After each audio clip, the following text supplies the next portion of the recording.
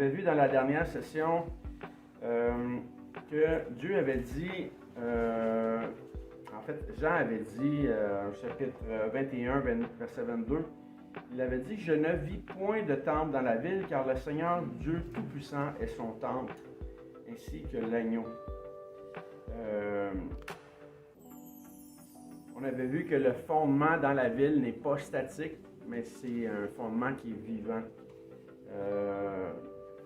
On avait vu la question du soleil, de la lune, en fait que la lumière suprême au ciel serait l'agneau, et non pas que toute autre lumière n'existerait plus. Au chapitre 22, le texte nous parle d'événements futurs, évidemment de l'attente du retour du roi. Et pour nous, en tant qu'hommes, ça nous cause problème parfois parce qu'on se dit, bon, le Seigneur, dans le texte, il nous dit qu'il revient bientôt.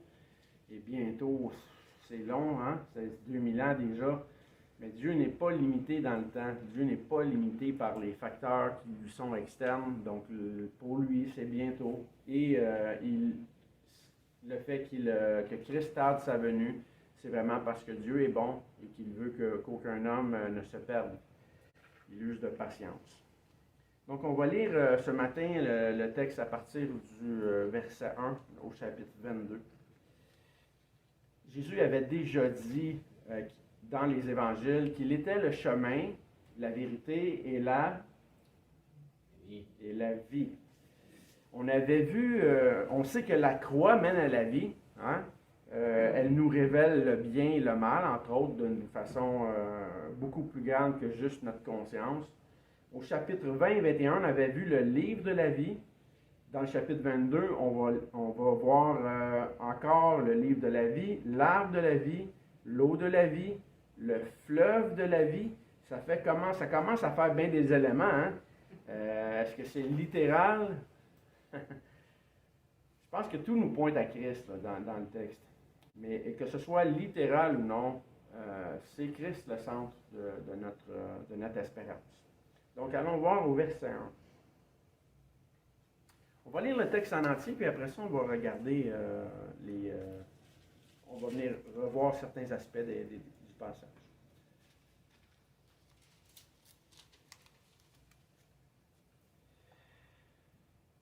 Et il me montra un fleuve d'eau de la vie, limpide comme du cristal, qui sortait du trône de Dieu et de l'agneau. Au milieu de la place de la ville, et sur les deux bords du fleuve, il y avait un arbre de vie, produisant 12 fois des fruits, rendant son fruit chaque mois, et dont les feuilles servaient à la guérison des nations. On avait vu la semaine dernière, il y a 2 semaines en fait, que la guérison des nations ici faisait référence simplement aux élus. Le texte nous avait déjà mentionné qu'il n'entrerait rien de souillé dans la ville. On continue. Et c'est ce que nous dit le verset 3 en fait. Il n'y aura plus d'anathème. Le trône de Dieu et de l'agneau sera dans la ville. Ses serviteurs le serviront et verront sa face, et son nom sera sur leur front. Il n'y aura plus de nuit, ils n'auront besoin ni de lampe ni de lumière, parce que le Seigneur Dieu les éclairera. Ils régneront au siècle des siècles. Verset 6. Et il me dit, ces paroles sont certaines et véritables. Et le Seigneur, le Dieu des esprits des prophètes, a envoyé son ange pour montrer à ses serviteurs les choses qui doivent arriver bientôt. Et voici, je viens bientôt. Heureux ceux qui gardent les paroles de la prophétie de ce livre. C'est moi, Jean, qui ai entendu et vu ces choses. Et quand j'eus entendu et vu, je tombai aux pieds de l'ange qui me les montrait pour l'adorer. Mais il me dit, garde-toi de le faire. Je suis ton compagnon de service et celui de tes frères, les prophètes, et de ceux qui gardent les paroles de ce livre. Adore Dieu. Et il me dit, ne scelle point les paroles de la prophétie de ce livre, car le temps est proche. Que celui qui est injuste soit encore injuste, que celui qui est souillé se souille encore, et que le juste pratique encore la justice, et que celui qui est saint se sanctifie encore. Voici, je viens bientôt, et ma rétribution est avec moi, pour rendre à chacun selon son œuvre. Je suis l'alpha et l'oméga, le premier et le dernier, le commencement et la fin. Heureux ceux qui lavent leurs robes afin d'avoir droit à l'arbre de vie et d'entrer dans les portes de la ville. Dehors, les chiens, les magiciens, les débauchés, les meurtriers, les idolâtres et quiconque aime et pratique le mensonge. Moi, Jésus, j'ai envoyé mon ange pour vous attester ces choses dans les églises. Je suis le rejeton et la postérité de David, l'étoile brillante du matin. Et l'esprit et l'épouse disent viens, et que celui qui entend dise viens. Et que celui qui a soif vienne, que celui qui veut prenne de l'eau de la vie gratuitement. Je le déclare à quiconque entend les paroles de la prophétie de ce livre. Si quelqu'un y ajoute quelque chose, Dieu le frappera des fléaux décrits dans ce livre. Et si quelqu'un retranche quelque chose des paroles de ce livre, de cette prophétie, Dieu retranchera sa part de l'arbre de la vie et de la ville sainte décrit dans ce livre. Celui qui atteste ces choses dit, oui, je viens bientôt. Amen. Viens, Seigneur Jésus, que la grâce du Seigneur Jésus soit avec tous. Une belle fin, hein? Et en même temps, une fin terrible pour ceux qui ne seront pas venus au Fils. Une fin abominable. Et une fin tout à fait juste. Donc, on va aller voir quelques éléments parce que le texte est vraiment riche. La première mention qu'on pourrait se demander, c'est au verset 1, ça nous dit « Et il me montra un fleuve d'eau de la vie ». Qui ça, il? Bon, c'est Christ dans le texte, c'est Christ qui est le messager. C'est Christ aussi devant qui Jean va s'effondrer là, pour l'adorer. Et Christ lui dit de ne pas l'adorer, il dit d'adorer Dieu seul. Jésus n'est pas en train de dire à Jean qu'il n'est pas Dieu, il est en train de dire simplement de rendre toute la gloire à la Trinité. Il ne pointe pas encore, en fait à ce qu'on l'adore lui seul. Donc il nous réfère d'adorer Dieu. Mais qu'est-ce que le fleuve d'eau de la vie dans le texte? Jésus avait dit en Jean 7, 38 et 39, « Celui qui croit en moi, des fleuves d'eau vive couleront de son sein, comme dit l'Écriture. » Il dit cela de l'Esprit que devaient recevoir ceux qui croiraient en lui, car l'Esprit n'était pas encore, parce que Jésus n'avait pas encore été glorifié. Dans le texte ici, on parle de la présence du Saint-Esprit. Hein? Donc, le fleuve, si c'est un fleuve littéral, mais c'est de l'eau. Et si ce n'est pas littéral, si ça nous fait référence à quelque chose qu'on connaît déjà, en fait que les 7 églises de l'Apocalypse connaissaient déjà, ça nous fait référence à l'eau de la vie qui est dans le croyant que Dieu y a mis. Donc, des fleuves d'eau vive couleront de leur sein, Jésus avait dit, de ceux qui étaient pour croire en lui. Le texte nous dit que l'eau est limpide, comme du cristal qui sortait du trône de Dieu. Limpide veut dire brillant, clair, transparent, sans impureté. Le trône de Dieu, c'est le trône du Père, du Fils et du Saint-Esprit. Donc, le texte ici nous rappelle l'œuvre de la croix de Jésus, sans laquelle rien de tout cela ne serait possible. Il n'y aurait pas de fleuve de la vie ou de Saint-Esprit si Jésus n'avait pas accompli son ministère. Au verset 2, ça nous dit « Au milieu de la ville et sur le bord du fleuve, il y avait un arbre de vie. » Si je continue, ça dit qu'il produisait 12 fois des fruits, rendant son fruit chaque mois. Est-ce que ici, l'important, c'est les fruits, le feuillage qu'on va voir plus tard, ou de rendre son fruit? Galates 5, 22 nous dit, le fruit de l'esprit, c'est, on va le lire. Quelqu'un peut retourner? Je ne l'ai pas mis dans mes notes ici. Galates 5, 22.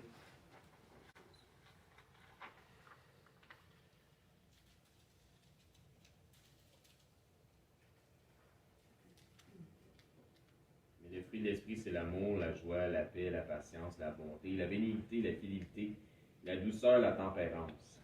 Merci. Donc, dans ce que tu viens de mentionner, est-ce que ça nous dit que ce sont les fruits de l'esprit Non. ou que c'est le fruit de l'esprit? C'est le fruit singulier. Exactement, le fruit au singulier. Le fruit au singulier porte plusieurs aspects. C'est ce qu'on voit aussi encore dans l'Apocalypse. C'est le fruit qui est important. Et le fruit, c'est le fruit de l'arbre de vie. Ça nous dit que dont les feuilles servaient à la guérison des nations. Encore ici, les nations sont simplement des chrétiens. Il n'y a rien de souillé dans la ville. Psaume 1-2 nous dit, mais qui trouve son plaisir dans la loi de l'Éternel et qui la médite jour et nuit, est comme un arbre planté près d'un courant d'eau, qui donne son fruit en sa saison et dont le feuillage ne se flétrit point. Tout ce qu'il fait lui réussit. C'est incroyable comment on retrouve les mêmes aspects déjà présents dans la Bible. Donc le fruit de l'esprit, c'est l'amour, la joie, la paix, la patience, la bonté, la bénignité, la fidélité, la douceur, la tempérance. La loi n'est pas contre ces choses. Je viens de me rendre compte que je l'avais écrit plus loin. Je ne l'ai pas appris par cœur. J'ai pas une si bonne mémoire.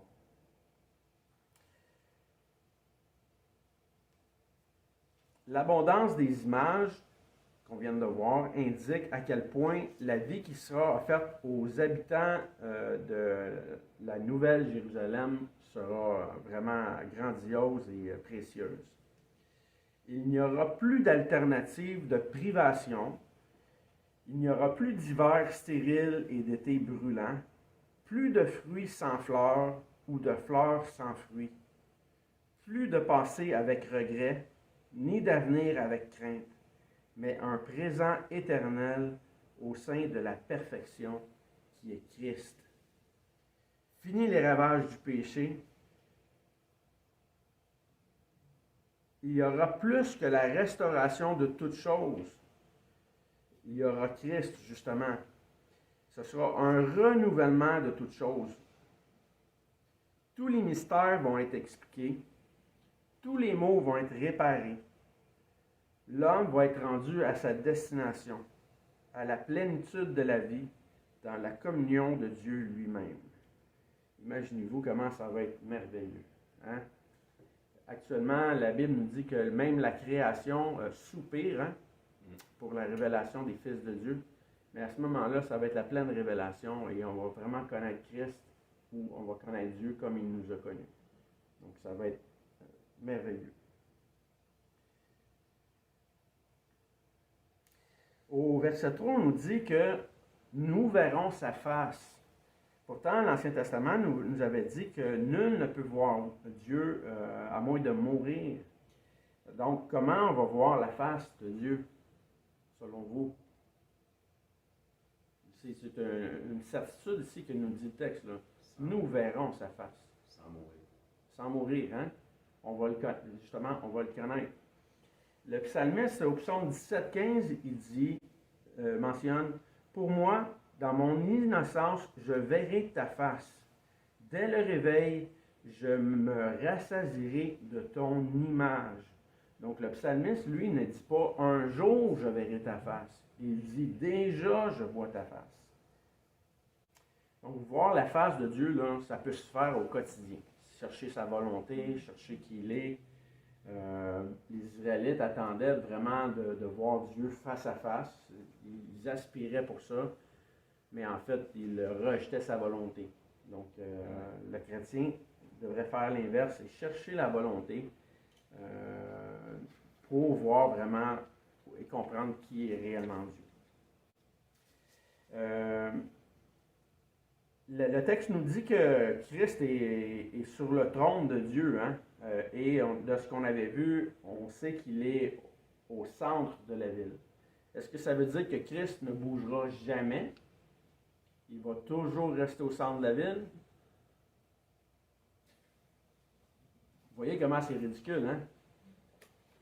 Le texte ne dit pas que Jésus est assis à jamais. Au contraire, Jean est déjà en train dans le texte, est déjà en train de s'agenouiller devant le Fils. Le texte ne dit pas que Jésus était assis. Donc, encore là, Jésus est en position sur le trône. Il est le roi des rois, mais ça ne limite pas qu'il peut être actif encore, bouger et être parmi les siens. Donc, c'est drôle des fois comment on pourrait se servir de passage puis le déformer. Au verset 4, le texte nous dit que le nom de Christ ou le nom de Dieu sera sur le front des saints. Est-ce que ça veut dire qu'on sera tatoué? Qu'on aura un quelconque signe là, qui sera imprégné? Absolument pas.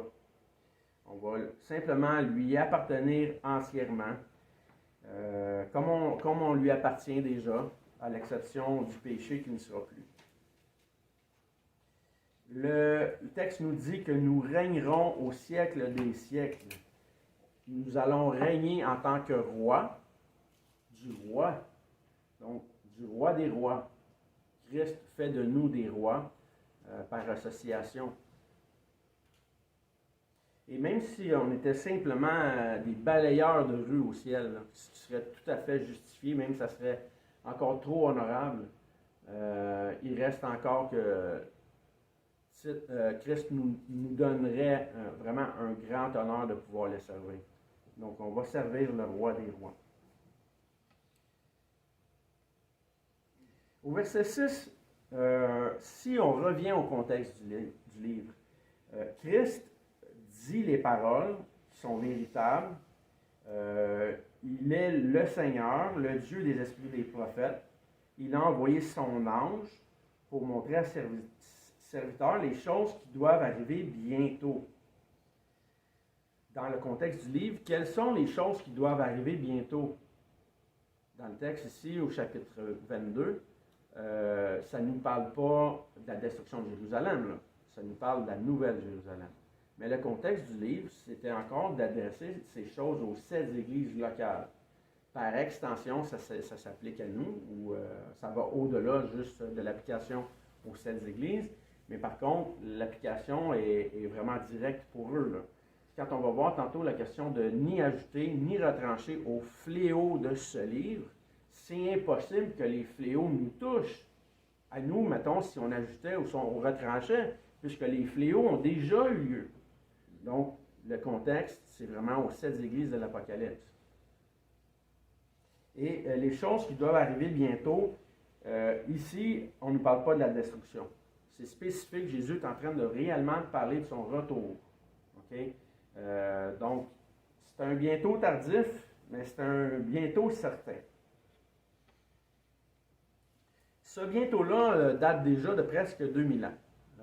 Si la destruction de Jérusalem a eu lieu en l'an 70, et que le texte a été écrit un petit peu avant, ça ferait environ 1950 ans là, que le texte a été donné, que Jésus dit bientôt.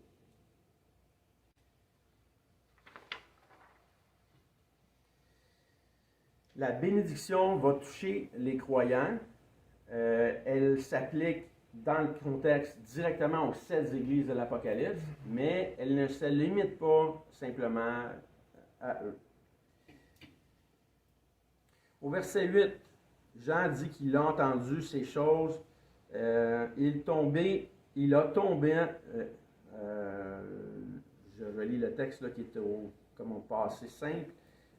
Il a tombé aux pieds de l'ange. L'ange ici, c'était Christ.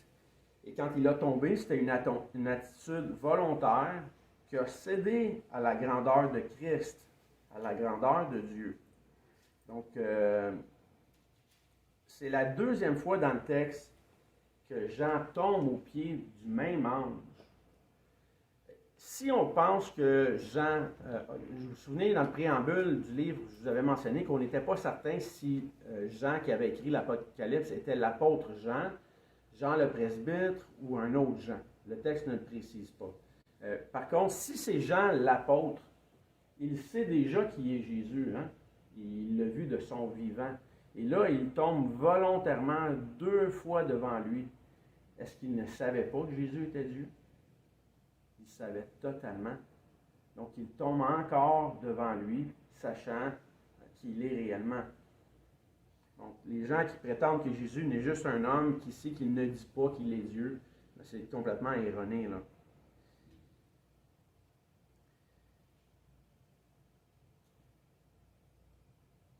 Donc, Christ ici corrige Jean immédiatement parce que Jean connaît la loi divine et en fait tout ce qui concerne l'adoration.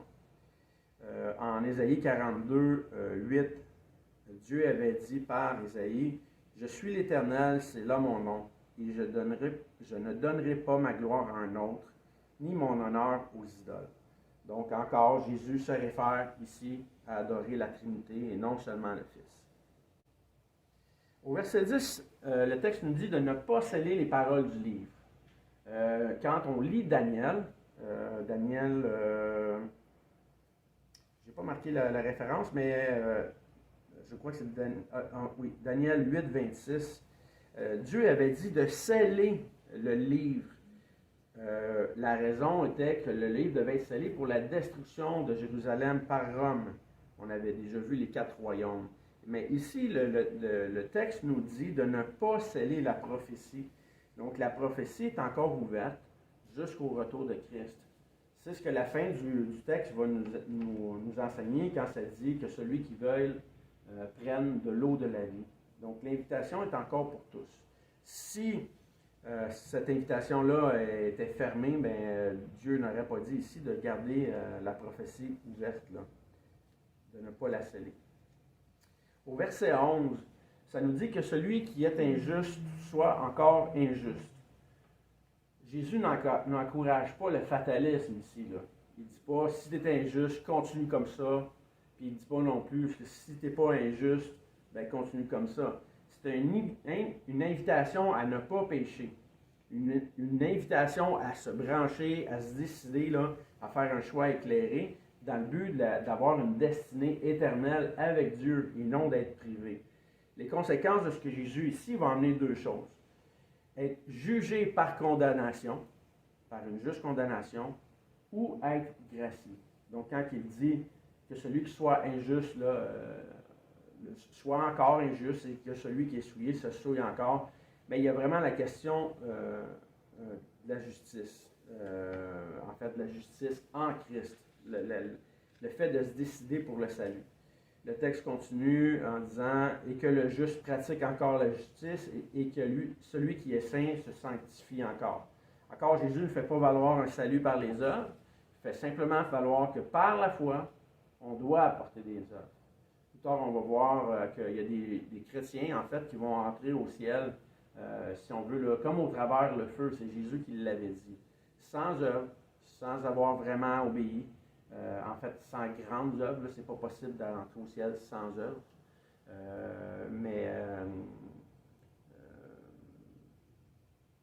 ne vais pas insister sur la question des œuvres là, ce matin, là, mais les œuvres sont importantes pour le croyant et ça démontre juste quelque chose de normal du fait qu'on a compris le message et qu'on est actif.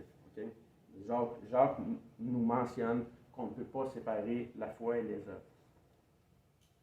Donc, il ne suffit pas juste de lever une main là, pour être sauvé. Ça n'a aucun sens. Au verset 12, Jésus répète encore, « Voici, je viens bientôt, et ma rétribution est avec moi. » La rétribution vise l'Église principalement. Sa rétribution est positive là, pour l'Église. Mais de toute façon, pour ceux qui auront pas cru, ça sera une rétribution tout à fait juste, mais qui va mener à l'enfer. Donc, ce ne sera pas une rétribution très, très satisfaisante, là, même en aucun point. Dans 2 Corinthiens 5, 10, Dieu avait déjà dit que chacun recevra de Dieu la louange qui lui sera due. Le texte nous mentionne qu'il nous faut tous comparaître devant le tribunal de Christ afin que chacun reçoive selon le bien ou le mal qu'il aura fait en étant dans son corps. La question ici, ce n'est pas de juger le chrétien selon ses œuvres pour la vie éternelle, mais les œuvres vont être en fait, vont subsister, les bonnes œuvres vont subsister seulement pour celles qui auront été faites en Christ. Donc, si on fait des œuvres pour notre propre chair, ça ne mérite pas une récompense. Mais celles qui sont faites en Christ vont être louées, vont être récompensées. En fait, quand ça nous dit que chacun sera jugé selon son œuvre, ça ne parle pas selon ses œuvres. On peut en déduire que l'œuvre de chacun, c'est celle qui dure toute la vie en Christ. Donc, toutes les bonnes œuvres en Christ vont se cumuler pour apporter une récompense. Jésus dit « Je suis l'alpha et l'oméga » au verset 13. Donc, il affirme encore être Dieu, le commencement et la fin. Encore au verset 14, un rappel de ce qu'on a déjà vu dans les premiers passages, principalement Apocalypse 3, si je me souviens bien, quand Jésus dit « Heureux ceux qui lavent leurs robes, afin d'avoir droit à l'arbre de la vie et d'entrer dans les portes de la ville. » C'est rien de nouveau, hein? C'est une promesse qui est faite à chaque croyant. Donc, tous les croyants, tous ceux qui sont nés de nouveau, ont déjà une robe qui est pure, qui apporte à la justification par le sang de Christ. Maintenant, Christ nous appelle à porter de bonnes œuvres pour son nom. Et quand il nous dit d'entrer par la porte de la ville, bien, le seul moyen d'entrer dans la ville, c'est d'être en Christ. En Jean 17, Jésus avait dit, en vérité, je vous le dis, je suis la porte des brebis. Tous ceux qui sont venus à moi sont des voleurs. Il parlait de ceux qui n'avaient pas cru, là. Non, excusez-moi. Tous ceux qui sont venus avant moi sont des voleurs et des brigands, mais les brebis ne les ont point écoutés. Je suis la porte. Si quelqu'un entre par moi, il sera sauvé.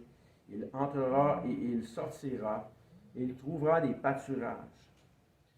Donc, Jésus fait contraste ici dans le texte avec ceux qui avaient été des faux prédicateurs, là, qui avaient apporté à Israël un mauvais message, un message erroné. Il dit qu'il est la porte. Donc, la question de la porte ici prouve que le chrétien a un droit de citer dans la ville.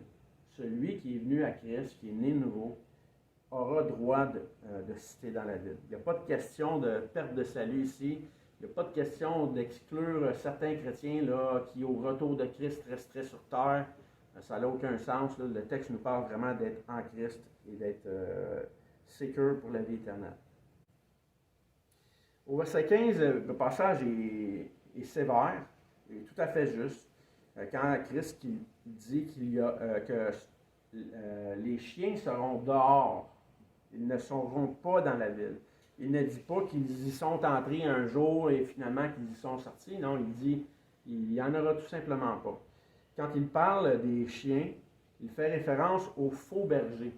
Si vous voulez aller voir à la maison, là, dans Ésaïe 56, 10, ça nous parle justement des faux bergers. C'est un peu ce qu'on avait vu déjà précédemment là, quand Jésus disait qu'il était la porte. Donc, les impurs, les prostituées là, qui prostituent leur âme à ne pas adorer Dieu. Le texte continue, les enchanteurs, les impudiques, les meurtriers, les idolâtres. C'est des choses qu'on a déjà vues dans le chapitre 21. Quiconque aime et pratique le mensonge ne sera pas au ciel. Donc, quand tantôt je disais qu'il y a certains chrétiens qui vont être au ciel, mais qui vont être honteux, comme s'ils étaient entrés au ciel comme au travers le feu. Ça va être des chrétiens charnels, comme on voit, disons, un petit peu dans 1 Corinthiens 3, quand Paul reprend les Corinthiens en lui disant qu'ils sont charnels, ils n'écoutent pas ce qu'il dit, ils n'obéissent pas. C'est pratiquement une plaie aujourd'hui dans notre société, là, dans nos sociétés d'église. Là. Je ne parle même pas en dehors de l'église. Dans l'Église, il y a des gens sauvés, mais qui se comportent tellement indignement, c'en est un fléau. Là. C'est vraiment triste. Ésaïe disait qu'il avait prié Dieu en disant « Seigneur, je suis resté moi seul dans le pays. » Dieu lui a dit « Non, je t'ai gardé encore 7000 hommes. » Il y avait d'autres personnes qui étaient fidèles à Dieu. Mais c'était son impression qu'il était vraiment minoritaire, là, même jusqu'au point où pensait qu'il était seul. Mais aujourd'hui, si on compare juste les enseignants, on voit très peu d'enseignants aujourd'hui réellement enseigner. On voit beaucoup d'enseignants exhortés sans enseigner. Donc c'est triste. Le peuple qui n'est pas enseigné ne peut pas se comporter dignement, puis ne peut pas non plus bien connaître les Écritures.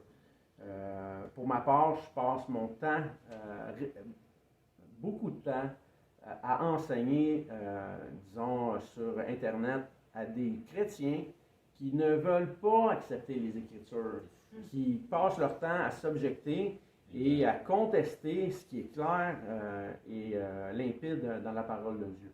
Donc, tous ceux qui parlent de perte de salut là, ne sont pas enseignés dans leur Église. C'est vraiment triste. Je ne vais pas citer tous les sujets là, parce que la liste serait longue, mais prenons le texte qui est mentionné ici comme une sévère exhortation. Oui, on est en Christ, mais portons les réels fruits de l'Évangile pour ne pas être honteux. Au verset 16, le texte dit « Moi, Jésus, j'ai envoyé mon ange. » Il affirme encore à nouveau que ce qu'il dit est tout à fait vrai. Pour attester ces choses dans les églises, il dit « Je suis le rejeton et la postérité de David, l'étoile brillante du matin. » Certains dans l'Église vont faire valoir qu'un jour, Jésus va reprendre le trône de David. Ces gens-là vont dire que Jésus va venir reprendre le trône de David sur terre, là, au travers des incroyants. Ça n'a aucun sens. Jésus, déjà, il y a 1950 ans, disait « Je suis le rejeton de David ». Il affirmait déjà son titre de roi, de Messie, de Sauveur. Au verset je vais revenir juste à la dernière mention. Il dit qu'il est l'étoile brillante du matin. Jésus avait dit à ses disciples, « Vous êtes la lumière du monde. » Donc Jésus dit qu'il est la lumière, l'étoile du matin, mais il dit à l'Église en même temps qu'elle est la lumière du monde. Quand l'Apocalypse nous mentionne que Christ sera la gloire, là, la lumière de tous, est-ce qu'il mentionne que l'Église ne serait plus une lumière soudainement? Absolument pas, hein? Donc moi, je me demande, est-ce que la lumière de Christ au ciel va simplement briller par le fait qu'il est en tous ceux qui sont en lui? Donc, au-delà d'une lumière physique, là, il y a la question de notion spirituelle où l'Église, avec Christ, est la lumière qui ne cessera jamais. Verset 17, on a une belle exhortation. « Et l'Esprit et l'épouse disent, viens. » Que celui qui entend dise, viens lui aussi. Donc, l'Église doit annoncer la bonne nouvelle, doit annoncer l'Évangile. Et celui qui a entendu pour avoir cru, lui aussi doit dire viens. C'est sûr que celui qui entend, qui ne croit pas, ne dira jamais viens. Il ne dira jamais viens au Seigneur, viens à Jésus, là. Crois, parce que justement, il refuse. Mais l'exhortation est donnée pour tous et ce n'est pas limité. Donc, ce n'est pas simplement limité à des élus. Tous sont appelés à venir à Christ. Il dit de prendre gratuitement de l'eau de la vie. Cette invitation-là de Christ est l'une des plus belles de toutes les Écritures. Non pas parce que c'est la première, mais parce que c'est la dernière. Christ, même à la fin du canon, à la fin de la pleine révélation, il dit encore « Viens ». C'est encore son intention. Donc, il n'y a pas de nouvelle prophétie possible après la conclusion du canon. C'est ce que Dieu a pleinement révélé ici. Celui qui marche dans la vérité de Christ continuera de s'y affermir de par sa volonté sans y être forcé. non pour un salut par les œuvres, mais par la foi, étant déjà sauvés pour de bonnes œuvres, selon ce que nous dit Éphésiens 1, 8 à 10. La joie en Christ est aujourd'hui méprisée dans le monde. C'est un sujet qui va provoquer la joie, en fait, ou l'absence de joie, une terreur éternelle. Les gens vont trembler justement parce qu'ils n'ont pas la joie de Christ. Les paroles que Jésus avait dit là, en fait, dans Jean 7, Jésus a fait une grande citation le jour de la fête des pains. Excusez-moi, pas des pains, la fête des tabernacles. La fête des tentes ou des cabanes, ce qu'on appelle la Soukotte. La Soukotte, c'était une fête, en fait, qui invitait les gens vraiment à venir à Dieu, okay? À vouloir le suivre. C'est pour ça que les gens prenaient des tentes pour aller de lieu en lieu suivre le Seigneur. Jésus, dans le texte de Jean 7, se tenait debout et il s'écria, disant, « Si quelqu'un a soif, qu'il vienne à moi et qu'il boive. » Ce qu'on vient de voir au verset 17, c'est exactement la même chose. Jésus dit encore que celui qui entend dise viens, que celui qui veut prenne gratuitement de l'eau de la vie. Au verset 18, Jésus dit « Je déclare ». C'est quelque chose qu'on entend beaucoup dans plusieurs églises aujourd'hui. « Je déclare ». La déclaration de plusieurs est faite sur de l'assentiment. Des fois, un effet de foule, des perceptions, des émotions. Jésus, ici, quand il dit « Je déclare », il n'y a rien de tout ça, là. Jésus affirme quelque chose qui est basé sur des faits tangibles et certains, vérifiables et quantifiables.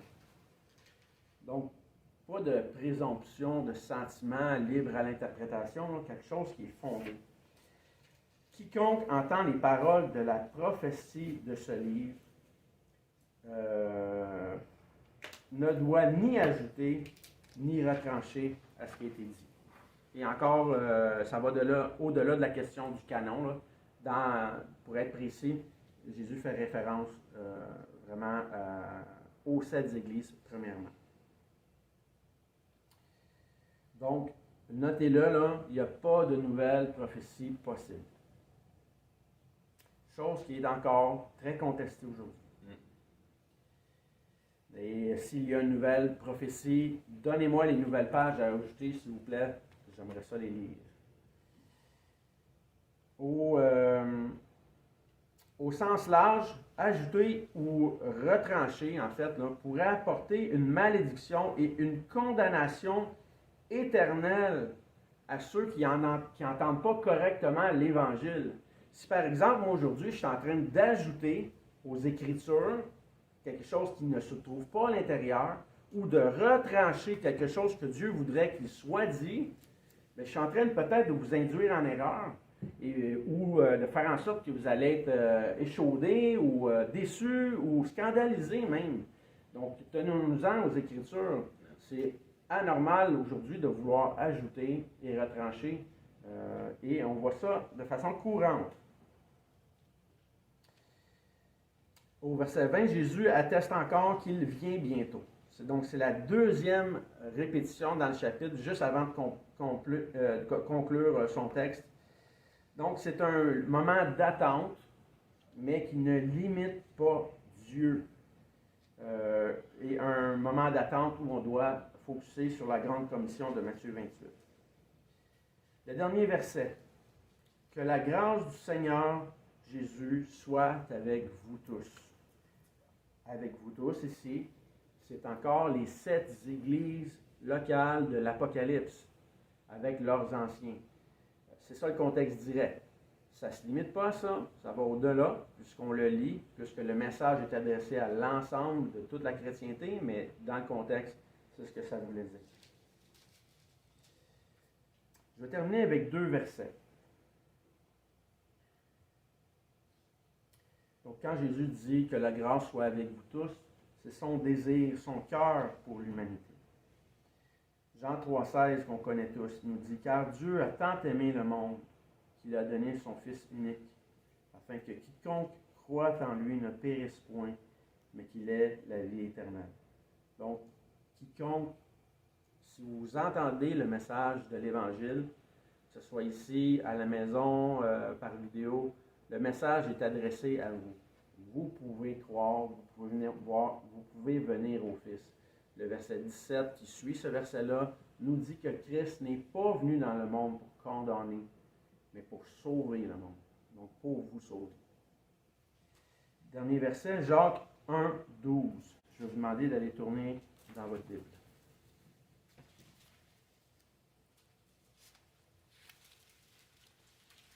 Excuse-moi, c'est Jean, t'as dit? Jacques. Jacques. Oui.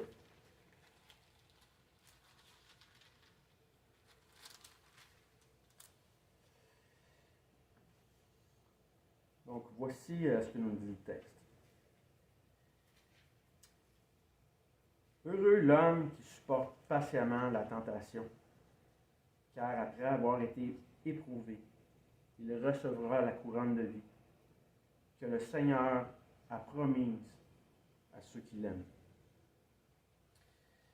Donc ici, que vous soyez en Christ, pauvre ou riche, persécuté ou bien portant, Christ réserve une couronne de gloire là, pour toute son Église. Donc c'est vraiment un grand réconfort de savoir qu'en lui, nous avons la vie éternelle et qu'on doit honorer le Fils là, par notre conduite parce qu'il en est digne. Donc pour moi, c'était un grand privilège de pouvoir faire la série sur l'Apocalypse. Quand j'ai décidé de faire la série, je ne me sentais pas prêt. Je ne prétends pas encore aujourd'hui connaître avec exactitude tous les détails du livre. Ça serait vraiment prétentieux de ma part de pouvoir le faire. Par contre, je suis vraiment reconnaissant de la parole de Dieu qui s'interprète vraiment d'elle-même là, quand on cherche vraiment à la comprendre dans son contexte. Et bien que j'hésitais à faire la série, je me disais qu'à mon âge aujourd'hui, là, 51 ans, si je n'étais pas prêt à parler de ce livre-là, comment un nouveau chrétien aurait pu vraiment se diriger et comprendre qu'est-ce qu'était l'essence du livre? J'ai entendu beaucoup de personnes dans ma vie dire « Ah, peut-être qu'un jour je me prononcerai sur ce livre-là de l'Apocalypse. » En fait, je trouve que c'est prétentieux, dans un sens, parce que le plein conseil de Dieu se retrouve ici. C'est au prédicateur de faire ses recherches, d'étudier. Dieu dit aux anciens de passer du temps vraiment à parfaire l'enseignement. Beaucoup de gens disent un jour je me porterai là-dessus, comme si c'était une chose qui n'était pas importante pour maintenant, et comme si c'était quelque chose qu'on ne pouvait pas vraiment comprendre. Je l'ai fait vraiment en toute humilité, en me sentant pas prêt, mais en mettant du temps pour vraiment étudier puis voir un peu plus ce que nous disaient les Écritures. Et si je me suis trompé d'une quelque façon que ce soit dans mon enseignement, là, pardonnez-moi. Hein. Je suis vraiment pas encore parfait. Paul lui-même dit qu'il n'est pas parfait. Donc, j'irai même pas jusqu'à me comparer à Paul, ou même à aucun des autres apôtres, là, ou même un grand dans la Bible. Rendons gloire à Dieu pour les textes qu'il nous a donnés. Et soyons sages quand on lit la parole, pour essayer de bien la fixer dans son contexte. Je crois que c'est salutaire pour chacun de nous de pouvoir bien interpréter les Écritures. La Bible est la parole de Dieu simplement si elle est bien interprétée. Si elle n'est pas bien interprétée, même si vous citez le texte, si la compréhension n'est pas juste, n'est pas en accord avec ce que le Saint-Esprit déclare dans le texte, ce n'est pas la parole de Dieu. Donc, faisons attention et rappelons-le aussi aux chrétiens qu'on rencontre. C'est important de bien interpréter et de tenir compte aussi de l'opinion des autres. En fait, l'opinion de ceux qui sont sages et modérés. 1 Timothée 3 nous dit que celui qui enseigne doit être modéré dans son enseignement, dans sa personne autant que possible aussi. Mais si on n'est pas modéré déjà avec le texte, on s'enligne très mal pour la suite des choses. Donc, merci Seigneur vraiment pour sa parole et continuons de nous édifier. On va terminer par un mot de prière. Eric. Merci Seigneur pour le temps qu'on a eu ensemble. Merci Seigneur pour notre frère qui est arrivé avec ces enseignements-là, qui nous a amené de la lumière sur des textes qui semblaient obscurs pour certains, qui nous a aidé à ouvrir les horizons de notre esprit qui pouvait être enfermé dans une méthodologie de pensée, une façon de penser qui a été conditionnée par la religion et le système religieux. Merci Seigneur Dieu pour toutes vos bontés, le fait que vous usez de patience envers nous et que vous faites grâce aux humbles. Merci Seigneur pour ces choses-là. Et puis dans notre Christ, on vous prie. Amen. Donc, merci beaucoup pour m'avoir fait confiance dans tout ça et de m'avoir suivi. Merci à toi. Oui. Oh.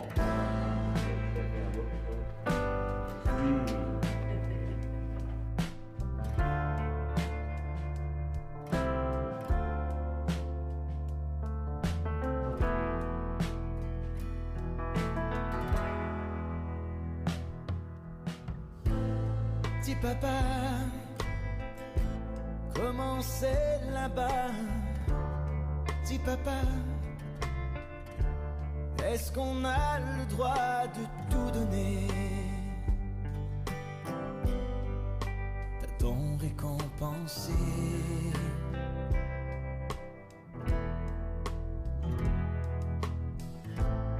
Dis papa, est-ce qu'on se retrouve comme un vent, comme des pétales de rose au gré du vent, au gré du temps?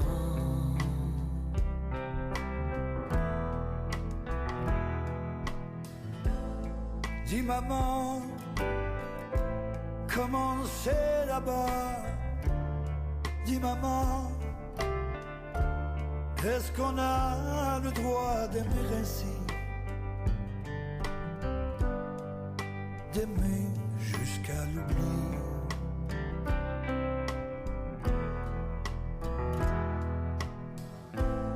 Dis maman, toi qui es parti bien avant lui, est-il vrai que tu veilles sur tes enfants du firmament?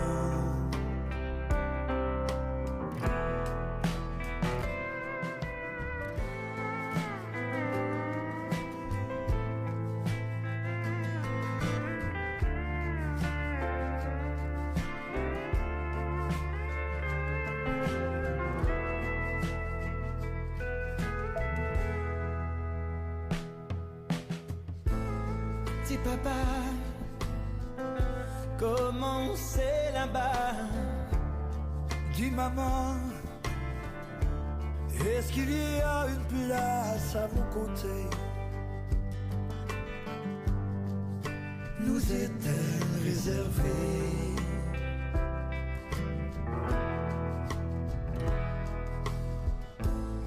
Dites-moi, allons-nous vraiment nous retrouver? Serons-nous ensemble pour toujours?